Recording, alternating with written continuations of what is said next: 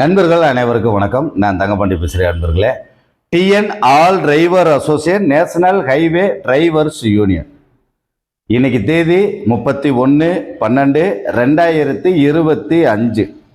இந்த வருடத்தினுடைய கடைசி நாள். நண்பர்களே, நாளைக்கு புது வருடம் பிறகுது. 2026 அந்த வருடமாவது நம்ம ஓட்டுநர்களுக்கு ஒரு நல்ல வருடமாக அமையணும் அப்படின்னு ஆண்டவனை வேண்டிக்கிறோம். வருகிற வருடத்தில் நம்ம ஓட்டுநர்கள், ஒரு சில நண்பர்கள் நம்ம தொழிலையும் நம்ம குடும்பத்தையும் இந்த ஓட்டுநர் இனத்தையும் நேசிக்கின்ற நண்பர்கள் ஒரு சில சபதங்கள் எடுப்போம். என்ன சபதம் அப்படின்னு கேட்டிங்கன்னா, வாகனத்தில் நாம் போகும்போது நம்ம கண்ணுக்கு முன்னாடி ஏதாவது ஒரு வாகனம் ஒரு பிரேக் டவுன் ஆகி நிற்கிது அப்படின்னா நிப்பாட்டி அவங்களுக்கான உதவியை நாம் செஞ்சு கொடுத்துட்டு போவோம் அப்படின்ற ஒரு உறுதிமொழி ஏற்போம். அது நல்ல விஷயம். அதே மாதிரி நாம் மது அருந்தாமல் வாகனம் ஓட்டணும். மற்ற நபர்கள் மது அருந்தி வாகனம் ஓட்டுறாங்க அப்படின்னா அவங்களையும் தடுத்து நிறுத்தி அவங்களுக்கான புரிதலை கொடுத்து, இல்லை ஒரு சில நபர்கள் மேலே நடவடிக்கை எடுக்கக்கூடிய சூழ்நிலைகள் வந்தாலும் நடவடிக்கை எடுக்கிற மாதிரியான ஒரு இடத்துக்கு நாம் வருவோம். நம்ம இனம், நம்ம தொழில், இதை நாம் காப்பாற்றுறதுக்கு நாம் தான் முயற்சி எடுக்கணும். அப்போ இந்த உறுதிமொழியும் நாம் ஏற்போம். கண்டிப்பாக சீருடை அணிஞ்சு முடிஞ்ச அளவுக்கு நம்ம வாகனம் இயக்குவோம். லாரியில் இருக்கிறவங்க 100% சீருடை அணிஞ்சு நம்ம வண்டி ஓட்ட முடியாது. ஏன்னா பேண்ட்டு நம்மளால் போட முடியாது. காக்கி சட்டையாவது போட்டு நம்ம வாகனம் இயக்குவோம் அப்படின்றத நண்பர்கள்ட்ட ஒரு வேண்டுகோளாக கேட்டுக்கிறோம். விபத்தில்லா மாநிலம், விபத்தில்லா நாடு, அதில் விபத்தில்லா மாநிலம் நம்ம தமிழ்நாட்டை முதல் இடமா கொண்டு வர்றதுக்கு ஓட்டுநர்களாகிய நாம முன்னாடி நின்று கவனமோட வாகனத்தை இயக்கி நம்ம மாநிலத்தில் விபத்தை குறைக்கிறதுக்கான வழிவகை செய்வோம். நண்பர்களே, இந்த உறுதிமொழிகள் நாம் ஏற்போம். அடுத்தபடியாக பார்த்தீங்க அப்படின்னா, நமக்கு நம்ம ஓட்டுநர் இனத்திற்கு ஓட்டுநர்களுக்கு தேவையான நிறைய விஷயங்கள் இருக்கு. இந்த வருடமாவது முடிஞ்ச அளவுக்கு நாம் அதை போராடியோ இல்லை நாம் எல்லாரும் ஒன்று சேர்ந்தோ இதை கொண்டு வந்தோம் அப்படின்னா நம்மளுடைய ஓட்டுநர் இனம் பிற்காலத்தில் வரக்கூடிய ஓட்டுநர் தலைமுறையாவது நிம்மதியாக இருப்பாங்க. இதை நம்ம கொண்டு வர்றது இன்னைக்கு இருக்கிற காலகட்டத்தில் 100% ஓட்டுநர்களினுடைய வாழ்க்கை அப்படிங்கிறது நொடி பொழுதுல மறைஞ்சு போயிடும். காணல் நீர் மாதிரி கண்ணுக்கு தெரியும், அடுத்த நிமிஷம் இல்லாமல் போயிடும். 100% மரணத்தை பாக்கெட்லேயே வச்சுட்டு செல்லக்கூடிய ஒரே தொழில் நம்ம ஓட்டுநர் தொழில் மட்டும்தான். அப்படி இருக்கும்போது இன்னைக்கு நம்ம செய்கிறோம் அப்படின்னா நம்ம இருக்கும்போதே அதை செஞ்சு முடிச்சிடணும். அதற்கான முயற்சியை நாம எடுக்கணும். அப்படி எடுத்தோம் அப்படின்னா தான் நம்ம இன்னைக்கு இருக்கிற இந்த ஓட்டுநர் தொழிலும் சரி, ஓட்டுநர் இனமும் சரி, பிற்காலத்தில் வரக்கூடிய ஓட்டுநர்களும் சரி நிம்மதியாக இருப்பாங்க. அதற்கான முயற்சியாக முதல் விதையாக இன்னைக்கு இருக்கிற நம்ம ஓட்டுநர் இனங்கள் முன்னாடி நிற்போம் அப்படின்றத நண்பர்கள்ட்ட தாழ்மையோட கேட்டுக்கிறேன். நம்மளுடைய தேவைகள் அப்படின்றத பார்த்தீங்கன்னா இன்னைக்கு நிறைய இருக்கு.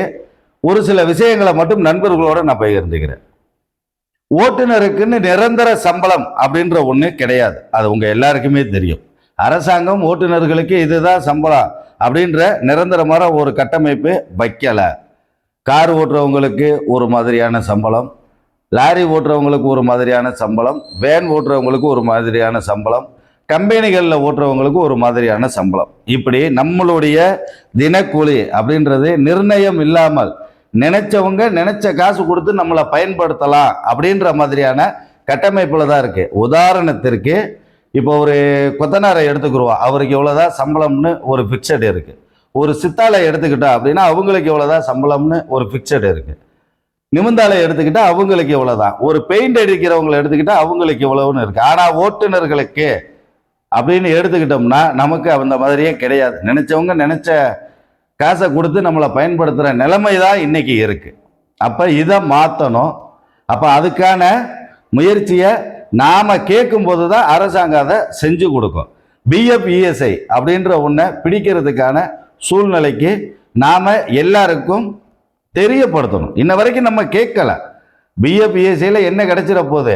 பிஎஃப்ன்றதுல பிடிக்கிற கொஞ்சம் கொஞ்சம் பணம் நாளைக்கு ஒரு நாள் நம்ம வீட்டில் உட்கார்ந்துருக்கும் போது அது நமக்கு கை கொடுக்கும். இஎஸ்ஐன்ற இந்த மெடிக்கல் இலவசமாக மருத்துவம் பார்க்குறதுக்கு, தரமான மருத்துவம் இலவசமாக பார்க்குறதுக்கு அது நமக்கு உதவியாக இருக்கும். அப்போ இந்த பிஎஃப் இஎஸ்ஐ அப்படின்ற கட்டமைப்பை நாம் கொண்டு வரணும். அதை நாம் கேட்டால் மட்டும்தான் கிடைக்கும், இல்லைன்னா கிடைக்காது நண்பர்களே. அதை நான் தெரியப்படுத்திக்கிறேன்.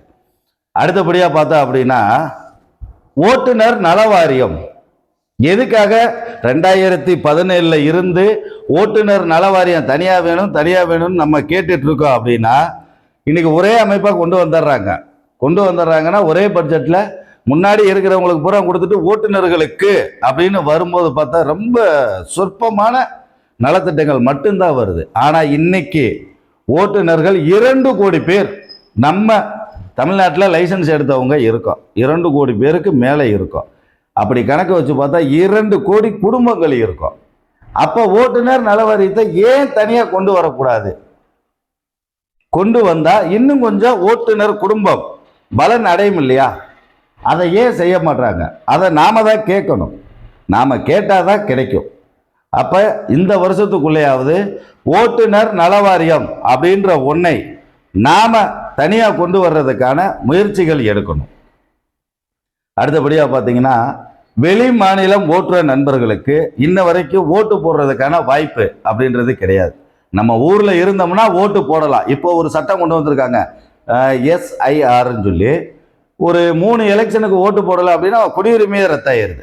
அப்போ இந்த மாதிரியான கட்டமைப்புகள் இருக்கும்போது நம்மளுடைய கடமையை நாம நிறைவேற்றணும். அப்படின்னா வெளி மாநிலங்களில் டியூட்டியில் நாம் இருக்கோம்.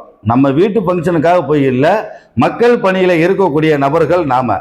அப்போ டியூட்டியில் இருக்கும்போது வெளி மாநில ஓட்டுநர்களுக்காகவது தபால் ஓட்டு அப்படின்ற முறையை கொண்டு வரணும்.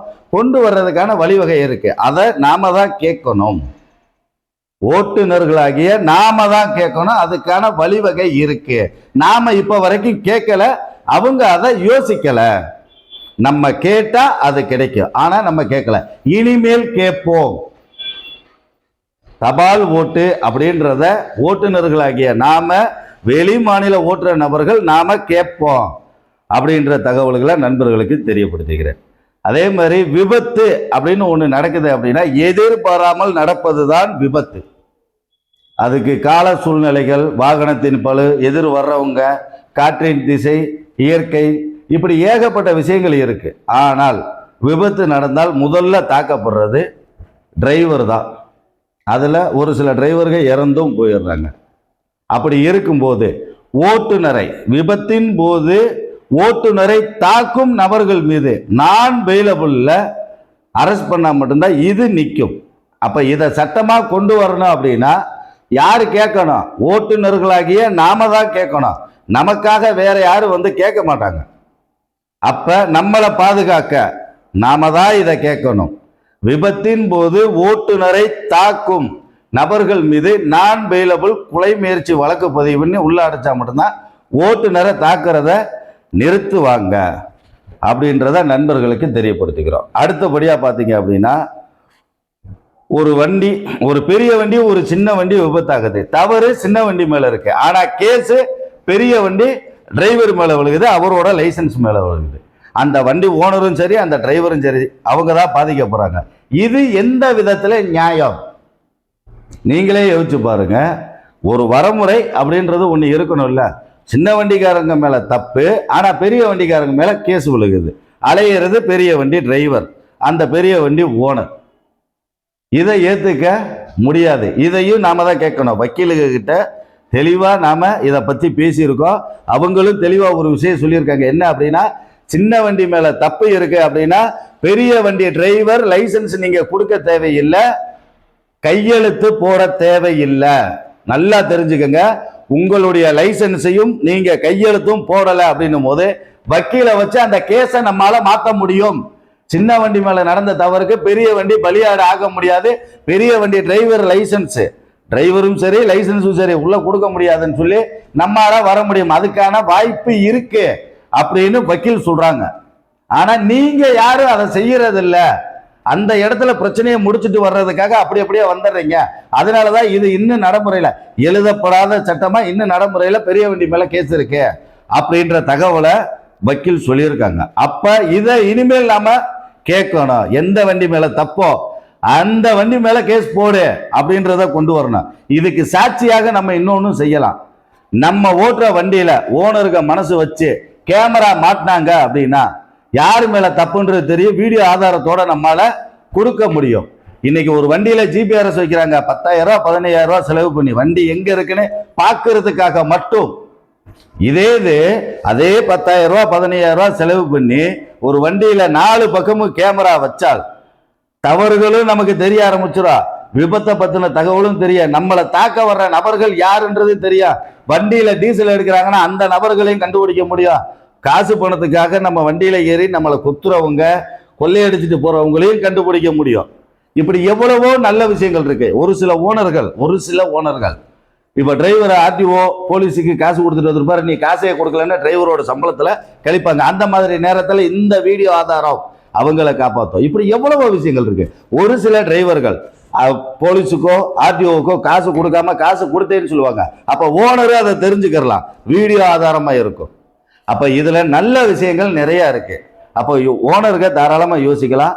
ஓனர்கள் கிட்ட டிரைவர்களாகிய நீங்க நாம அதை சொல்லி கேமரா மாட்ட சொன்னா அப்படின்னா இதுல சின்ன வண்டி பெரிய வண்டி விபத்து முதல் கொண்டு தற்காப்புக்கான அனைத்து வழிகளையும் ஏற்பாடு செய்ய முடியும். அப்ப இந்த விஷயத்தையும் நாம தான் முன்னாடி நின்று குரல் கொடுத்து கொண்டு வரணும் நண்பர்களே. அடுத்ததா பாத்தீங்க அப்படின்னா டோல்கேட். இன்னைக்கு இந்தியா முழுவதும் டோல்கேட் இருக்கு. 100 ரூபா வாங்கின டோல்கேட்டு இன்னைக்கு 500 ரூபா 600 ரூபா 700 ரூபாய்க்கு போயிடுச்சு. அந்த கான்செப்டுக்கு நான் வரல. இவ்வளவு தூரம் வசூல் பண்றாங்கல்ல. நேஷனல் ஹைவேல வண்டி ஓட்டுறவங்க, அது இப்போ எந்த வண்டி டிரைவரா இருக்கட்டும், திடீர்னு ஒரு எமர்ஜென்சி அப்படிங்கும் போது ஹைவேல இருந்து சிட்டிக்குள்ள போறதுக்கு 5 கிலோமீட்டர் 10 கிலோமீட்டர் போகணும். அதே டோல்கேட்ல மருத்துவ முகாம் போட்டிருந்தாங்கன்னா அந்த டோல்கேட்டுக்காரங்க அந்த இதை செஞ்சா அப்படின்னா ஒரு மாத்திரை வாங்குறதா இருந்தால் மாத்திரை வாங்கிக்கலாம், ஒரு ஊசி போடுறதா இருந்தால் ஊசி போட்டுக்கிறலாம். அப்ப இது அவங்களுக்கு பெரிய ஒரு நஷ்டத்தை ஏற்படுத்த போறதில்ல. அனைத்து டோல்கேட்டுகளிலும் மருத்துவ முகாம் டோல்கேட்டுக்காரங்களே கம்பல்சரி வைக்கணும். ஓட்டுநர்களுக்கு அனைத்து முழுக்க இலவசமாக கொடுக்கணும் இந்தியா முழுவதும் அப்படின்ற கோரிக்கையை அடுத்து நாம கொண்டு வரணும். இதை நம்ம சங்கத்தின் வழியாக ஹைவே டிபார்ட்மெண்ட்டுக்கு நாம மெயிலாவே அனுப்புறோம் நண்பர்களே. அந்த தகவல்களை நண்பர்களுக்கு சொல்லிக்கிறேன். அடுத்த கட்டமா பார்த்தோம் அப்படின்னா விபத்துல இறக்கிற ஓட்டுநர்கள். விபத்துன்றது யதார்த்தமா நடக்கிறது. அப்படி இறக்கிற ஓட்டுநர்களுக்கு நிதி அப்படின்றது இப்போ வரைக்கும் தமிழக அரசும் சரி மத்திய அரசும் சரி கொடுக்கறதில்ல. ஒரு பஸ் விபத்தானா கூட அதில் 10 பயணிகள் இறந்தாங்கன்னா அந்த 10 பயணிகளுக்கு நஷ்டஈடு கொடுப்பாங்க. சாராயம் குடிச்சு செத்து போயிட்டாங்கன்னா அவங்களுக்கு நஷ்டஈடு கொடுப்பாங்க. விமானத்தில் போய் இறந்தாங்க அப்படின்னா பயணிகள் முதல் கொண்டு எல்லாருக்கும் நஷ்டஈடு கொடுக்குறாங்க. ட்ரெயின் ஆக்சிடென்ட்னா அதுலேயும் நஷ்டஈடு கொடுக்குறாங்க. ஆனால் இன்ன வரைக்கும் ஓட்டுநருக்கு அப்படின்னு நஷ்டஈடு கொடுக்கறதுக்கு யாருமே முன் வர்றதில்லை. ஏன்? மக்கள் பணியில் இருக்கிற நபர் விபத்துன்றது எதிர்பாராம நடக்கிறது. ஏன் அந்த நபரினுடைய குடும்பத்துக்கு நிவாரண நிதி கொடுக்கறதுக்கு அரசாங்கம் முன் வரல?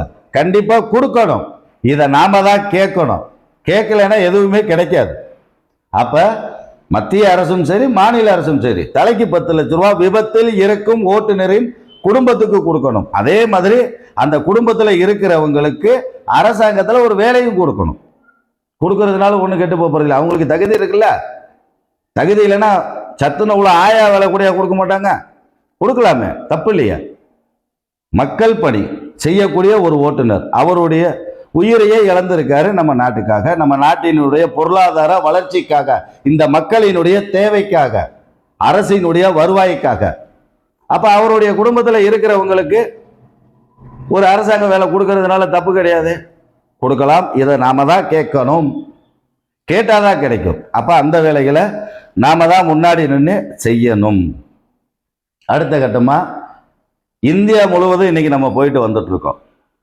ஆனா ஒவ்வொரு டோல்கேட்லயும் நமக்கு பிரச்சனை இருக்கு. நம்ம மாநிலத்தை தாண்டிட்டோம் அப்படின்னா ஒவ்வொரு டோல்கேட்லயும் பிரச்சனை இருக்கு. அந்த டோல்கேட்டு கட்டுப்பாட்டில் இருக்கிற ரோடுகள்லயும் பிரச்சனைகள் இருக்கு. இதை போய் நாம கம்ப்ளைண்டா கொடுத்தோம் அப்படின்னா அந்த மாநிலத்தில் நமக்கே முதல்ல பிரச்சனை உருவாகுது, ஸ்டேஷனில் போயோ ஒரு காவலர்கிட்ட போயோ நாம் கம்ப்ளைண்ட் அப்படின்றது ஒன்று கொடுக்கும்போது நம்ம பக்கமே திரும்புகிறாங்க, நம்மக்கிட்டேயே காசு கேட்குறாங்க, கொடுக்கலைன்னா அடிக்கிறாங்க.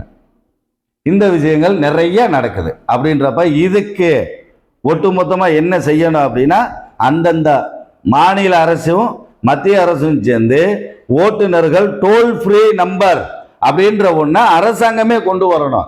எப்போ எந்த இடத்துல எந்த மாநிலத்தில் எந்த பிரச்சனையாக இருந்தாலும் நாம் கூப்பிட்டு சொல்லும் போது சம்பந்தப்பட்ட நபர்கள் வழியாக உடனுக்குடனே அதற்கான தீர்வு கிடைக்கணும். அந்த மாவட்ட கலெக்டர், அந்த மாவட்ட எஸ்பி வழியாக உடனுக்குடனே சம்பந்தப்பட்ட இடத்துக்கு சம்பந்தப்பட்ட பிரச்சனையை பார்க்க வேண்டிய நபர்கள் பார்த்தால் அடுத்து நம்ம மேல கை வைக்கணும்ன்ற எண்ணம், நம்மளை தாக்கணும்ன்ற எண்ணம் யாருக்காவது வருமா? வராது. இந்தியா முழுவதும் ஓட்டுநர்களுக்கான பாதுகாப்பை உறுதிப்படுத்தணும் அப்படின்னா மத்திய அரசும் மாநில அரசையும் இந்த ஓட்டுநர்கள் டோல் ஃப்ரீ நம்பர்ன்றதை நம்ம கொண்டு வர வைக்கணும். வச்சா மட்டும்தான் ஓட்டுநர்களுக்கு பாதுகாப்பு இருக்கும். அதுக்காக இதையும் நாம கொண்டு வரணும். இதுக்கு நாம முன்னாடி நின்று குரல் கொடுக்கணும். அடுத்ததா பாத்தீங்க அப்படின்னா என்ன சொல்றது,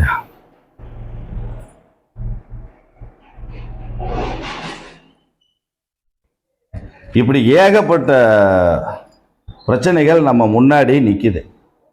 இதுல இன்னொரு விஷயம் என்ன அப்படின்னா, தெரிஞ்சோ தெரியாமலோ இல்ல சந்தர்ப்ப சூழ்நிலையின் காரணமாகவோ நிறைய இடங்களில் காவலர்களால் ஓட்டுநர்கள் தாக்கப்படுவது, ஆர்டிஓ அவங்களாலேயும் ஓட்டுநர்கள் தாக்கப்படுவது, இந்த சேல்டாக்ஸ் இவங்க பியூன்கள் வழியாக தாக்கப்படுவது, இந்த மாதிரி ஓட்டுநரை தாக்கும் அரசு அதிகாரிகள் மீது வேலை நீக்கம் செய்கிற மாதிரியான நடவடிக்கை எடுக்க சொல்லி நாம கோரிக்கை வச்சு இதை நடைமுறைக்கும் கொண்டு வரணும். இனிமேலும் தாக்கிக்கிட்டே இருக்காங்க, நம்மளும் வாங்கிக்கிட்டே இருக்கோம் அப்படின்ற இடத்தை மாற்றி இந்த இடத்த நாம கொண்டு வரணும். அப்படின்னா இதற்கான கோரிக்கையை நாம வைக்கணும். ஓட்டுநர்களாகிய நாம கேட்கும் போதுதான் இது கிடைக்கும் அப்படின்றது நண்பர்கள்ட்ட தெரியப்படுத்திக்கிறோம். இப்போதைக்கு உங்க முன்னாடி சின்ன சின்ன விஷயங்கள் தான் நம்ம சொல்லியிருக்கோம். ஓட்டுநர்களுக்கு தேவையான நிறைய இருக்கு, தேவைகள் நிறைய இருக்கு. இந்த அரசாங்கம் செஞ்சு கொடுக்க வேண்டிய இடத்துலயும் இருக்காங்க. ஆனா இதை கேட்கறதுக்கான நபர்கள் சொல்லி நாம தான் இன்னும் முழுமையா தயார் ஆகல. அனைத்து ஓட்டுநர்களும் ஒன்று சேர்ந்து கேட்கும் போது இப்ப நாம கேட்டிருக்கிற இந்த கோரிக்கைகள் அனைத்துமே நிறைவேற்றுவாங்க அரசாங்கம். நிறைவேற்றுவதற்கான வழிகளை நம்மால கொண்டு வர முடியும் அப்படின்றத நண்பர்கள்ட்ட தெரியப்படுத்திக்கிறேன். சிந்திச்சு பாருங்க நண்பர்களே, நம்மளுடைய தேவைகள் என்ன? இந்த தேவைகள் நமக்காக மட்டும் கிடையாது, நம்மளுடைய ஓட்டுநர் இனத்திற்காக அப்படின்றத சிந்திச்சு பார்த்து வருகிற வருடம் புத்தாண்டு 2026 ஓட்டுநர்களுக்கு நல்ல ஒரு புத்தாண்டாக அமைய நம்மளும் நல்ல ஒரு முயற்சி எடுத்து நம்ம ஓட்டுநர்களுக்கும் ஓட்டுநர் இனத்திற்கும் மோட்டார் தொழிலுக்கும் ஒரு பாதுகாப்பை ஏற்படுத்துவோம் அப்படின்றத நண்பர்கள்ட்ட ஈர்கரம் கூப்பி கேட்கிறேன் நண்பர்களே. நன்றி.